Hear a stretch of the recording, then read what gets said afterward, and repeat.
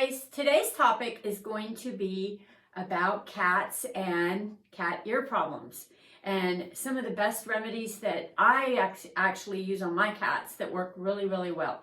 I'd like to share them with you. This is Winifred. She's 17 years old. I've had her all her life. And this is my shop, and she lives next door in my house. So she's a little freaked out right now about being in my shop. But she's going to be my demonstrator. So I'll use her. Now, she doesn't really have any ear issues. Her ears are always itchy, kind of yeasty. But she's been eating grain-free for quite a while now, so they're not near as bad. And she doesn't have mites or any kind of real bad ear problems or anything. But when she was younger, I used a lot of different things on her. And we're going to talk about some of the things that I use. A lot of my customers that buy my ear powder for cats, it's not cut and dry. It's not just, oh, this ear powder will cure everything. There's a lot of different, remedies that you can use, and there's a lot of different reasons why your cat will have ear problems.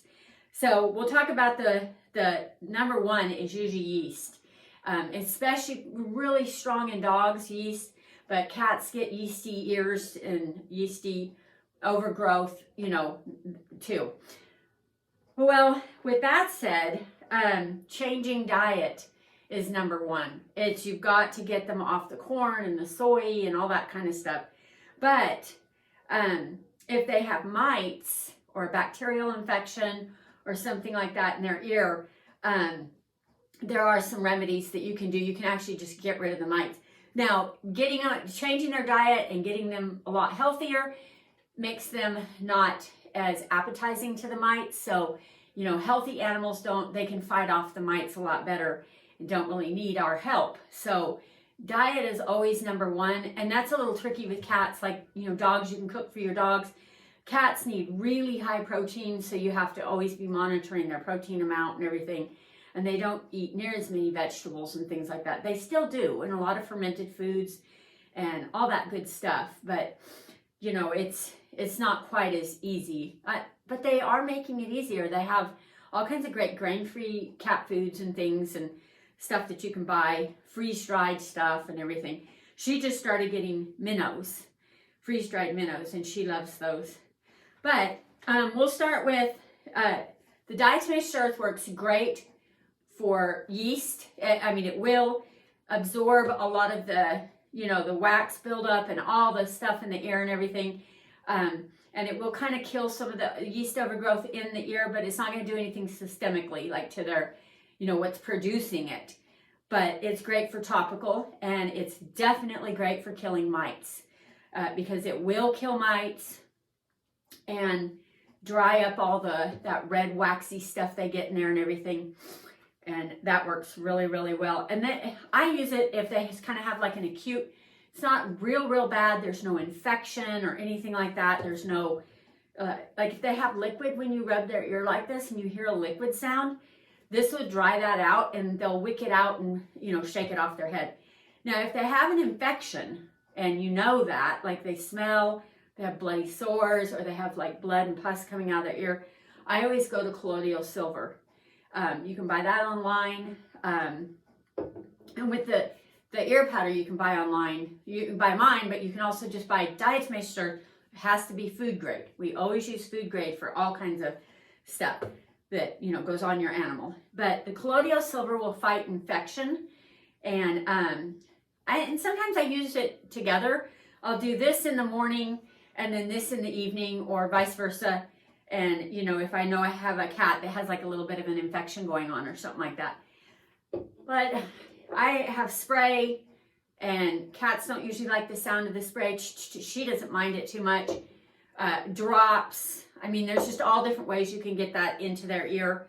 Same way with the Diatomaceous earth. I have a poofer, poof, but you can only do it once, and then sometimes it's better to dip your hand in some Diatomaceous earth and then just hold it into the ear and work it into the ear like this.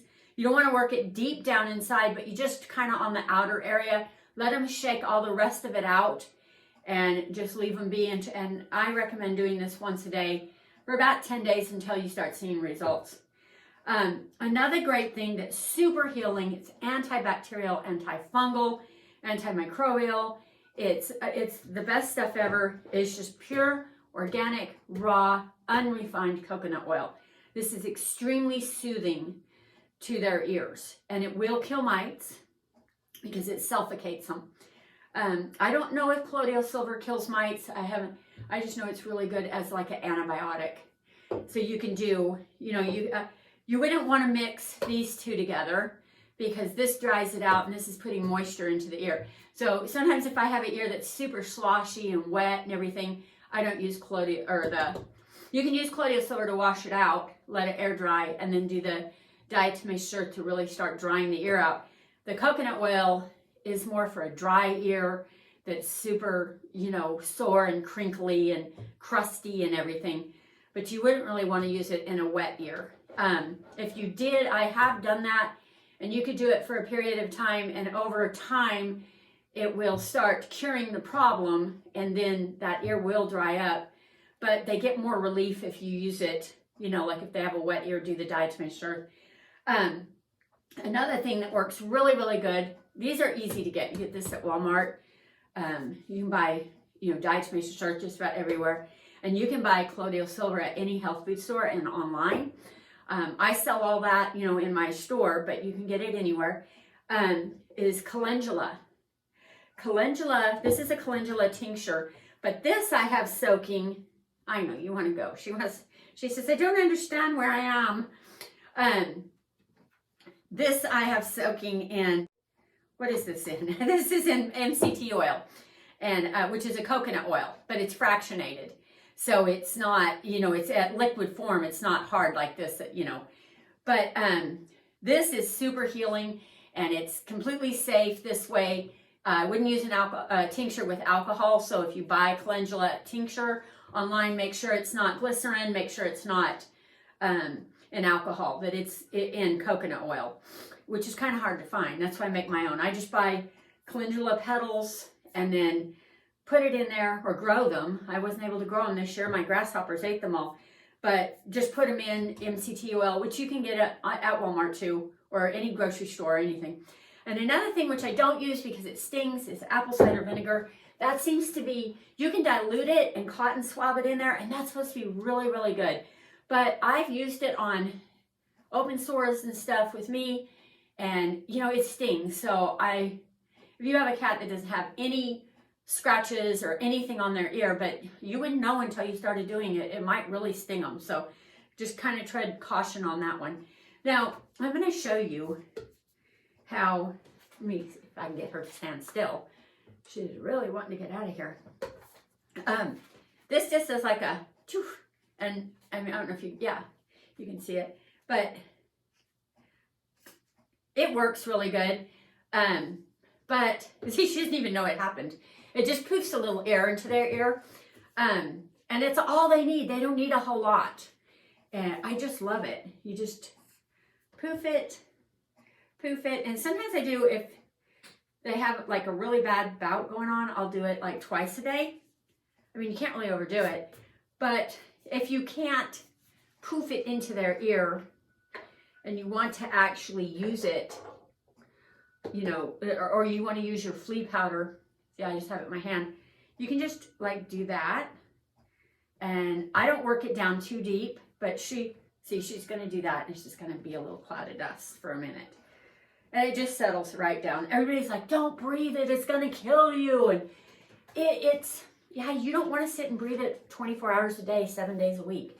But this little tiny application and the little tiny bit that we breathed it, it's not. Our lungs will filter it out and it will be okay.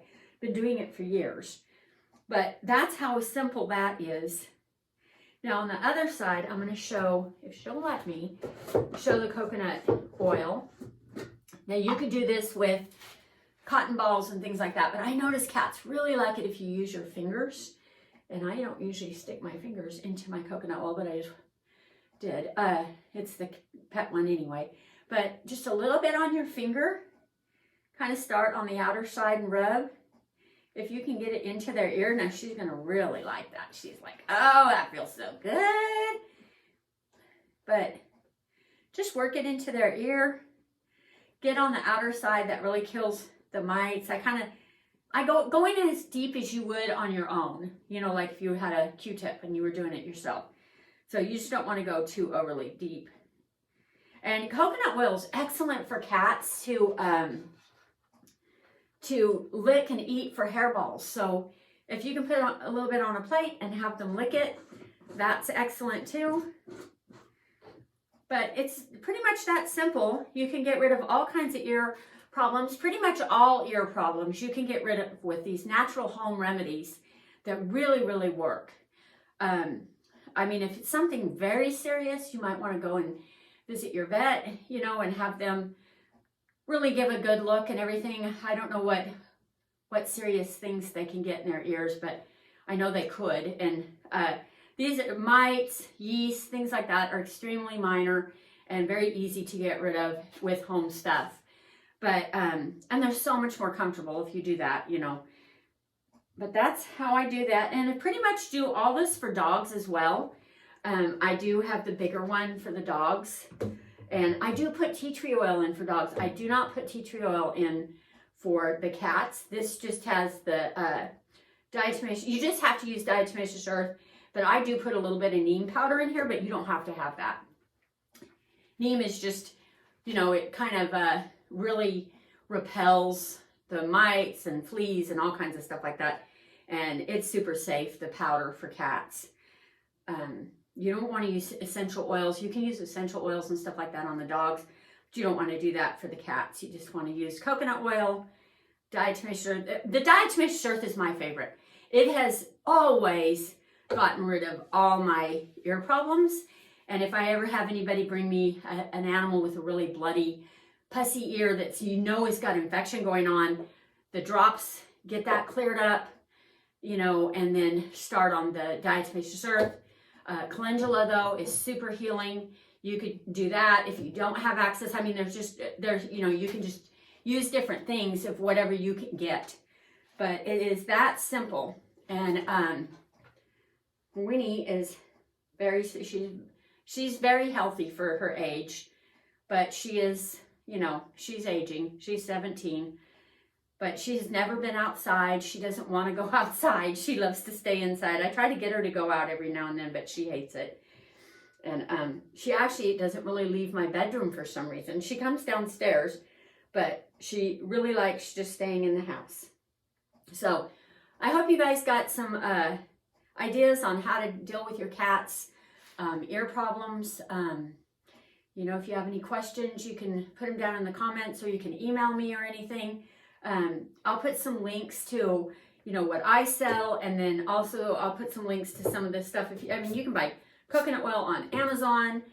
You can buy the calendula petals on Amazon, and fractionated coconut oil. Of course, you can buy everything on Amazon, which I just love. I'm going to get an Amazon store, so I can start putting all my stuff, you know, on in my Amazon store, because I have a lot of everything I recommend I use, and I'm like super passionate about it because I know they work. And you know, it's and another great thing for yeast, if you've got the yeast overgrowth, if you're changing your cat's diet, you can add some Patti Arco to your cat's food, and that will really clear out a lot of yeast and start clearing up the ears as well. Because these things are just topical. They're not going to change the problem if it's yeast. If it's mites, it'll help to change diet and everything, because it just make the cat stronger. But, you know, these things will kill mites, and that's great. So anyways, give me a thumbs up, share it with all your friends. If you have any cat friends or anybody taking care of cat colonies or anything that have cat ear problems. And I have another video coming real soon, and we'll talk to you later. Bye.